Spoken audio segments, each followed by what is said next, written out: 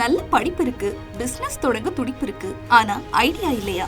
ஏற்கனவே இருக்கிற பிசினஸ எக்ஸ்பேண்ட் பண்ண விருப்பமா? சுற்றுச்சூழல் பாதுகாப்பில் பங்கேற்கணுமா? உங்க எல்லாருக்குமே ஒரு சூப்பர் சான்ஸ். ஆகஸ்ட் 8, 9, 10 நடைபெறும் கோவை சுதேசி மேளாவில் கலந்துக்கோங்க. இடம் Kovai Ratnam hall, Pollachi main road, Eachanari, Coimbatore. மாறப்போகும் தலையெழுத்து உங்களுக்கு மட்டுமில்ல, இந்தியாவுக்கும் தான். உடனே ரிஜிஸ்டர் பண்ணுங்க.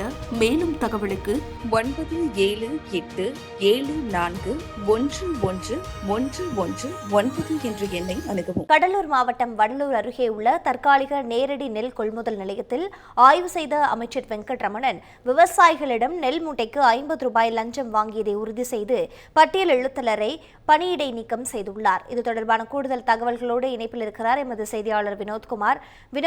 தற்பொழுது லஞ்சம் வாங்கப்பட்டது உறுதியானதை அடுத்து அமைச்சர் மேற்கொண்டிருக்கக்கூடிய நடவடிக்கை என்னவாக இருக்கின்றது? பதிவு பண்ணுங்க.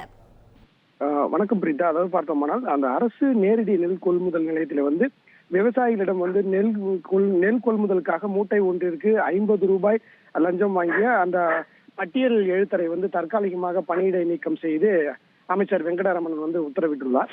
அதாவது இன்று கடலூர் மாவட்டத்தின் பல்வேறு இடங்களில் பார்த்தோமானால் அந்த உணவுப் பொருள் சேமிப்பு கிடங்கு மற்றும் ரேஷன் கடைகள், அந்த நேரடி நெல் கொள்முதல் நிலையங்கள் உள்ளிட்ட பல்வேறு இடங்களில் உணவுப் பொருள் வழங்கல் துறை அமைச்சர் வெங்கடரமணன் ஆய்வு மேற்கொண்டு வருகின்றார். அதன் அடிப்படையில் பார்த்தோம்னால் இன்று இந்த வடலூர் அருகே உள்ள மருவாய் என்ற கிராமத்தில் உள்ள அரசு நேரடி நெல் கொள்முதல் நிலையத்தில் ஆய்வு செய்த பொழுது அங்கு 50க்கும் மேற்பட்ட விவசாயிகள் ஏற்கனவே நெல் கொள்முதலுக்காக கொடுக்கப்பட்டு பணம் பெற்றுள்ளனர். அவர்களிடையே இந்த அமைச்சர் வெங்கட்ரமணன் அவர்கள் தொலைபேசி வாயிலாக கருத்துக்களை கேட்டிருந்தார். அதாவது ஈரப்பதம் பார்த்து உங்களுக்கு கொள்முதல் செய்யப்பட்டதா, சரியான முறையில் பணம் வழங்கப்பட்டதா என்று விவசாயிகளிடம் தொலைபேசியில கலந்துரையாடினார். அப்பொழுது விவசாயிகள் அந்த நெல் கொள்முதல் செய்வதற்காக மூட்டை ஒன்றிற்கு 50 ரூபாய் அதிகாரிகள் லஞ்சம் பெற்றுள்ளதாக தெரிவித்தனர்.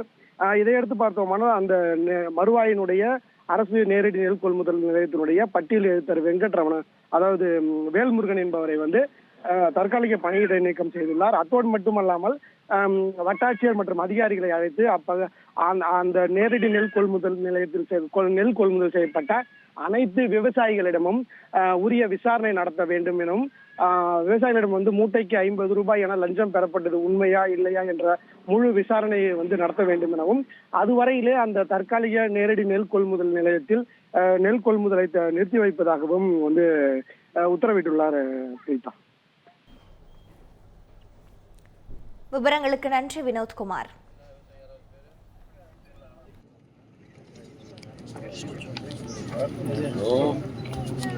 தம்பி அஸ்வினுங்களா? நான் இங்கே சும்மா இந்த ஒரு டிபிசி சென்டருக்கு வந்தேன். டிபிசியில் நெல் போட்டிருக்கீங்கல்ல, ஜூலை 16 ஜூலை மாதத்தில் 52 மூட்டை போட்டிருக்கீங்கல்ல, பேமெண்ட்லாம் வந்துடுச்சா? பேமெண்ட் பில்லெல்லாம் போட்டாச்சா? பில் போட்டு கொடுத்துட்டாங்களா? உடனே ஏற்றும் போது எப்படி டிபிசி எப்படி இருந்தது? புக் பண்ண கொண்டாந்து கிட்டும் போதெல்லாம் மேட்ச் எல்லாம் பார்த்தாங்களா? ஈரப்பதெல்லாம் பார்த்து லோட் பண்ணாங்களா? மூட்டை போட்டாங்களா? மூட்டைக்கு எவ்வளோ வேணாங்க? 40 50? மூட்டைக்கு 50 ரூபாயா?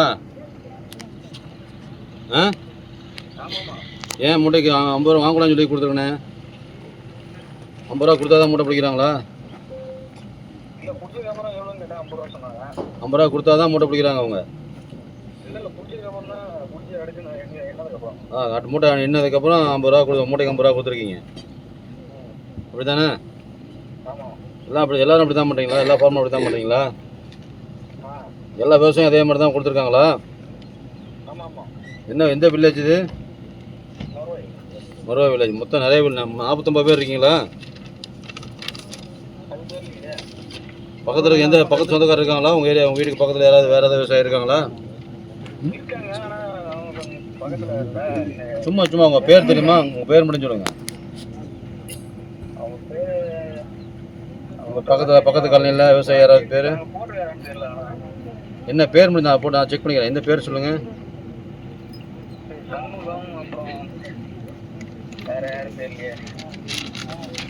சண்முகம்.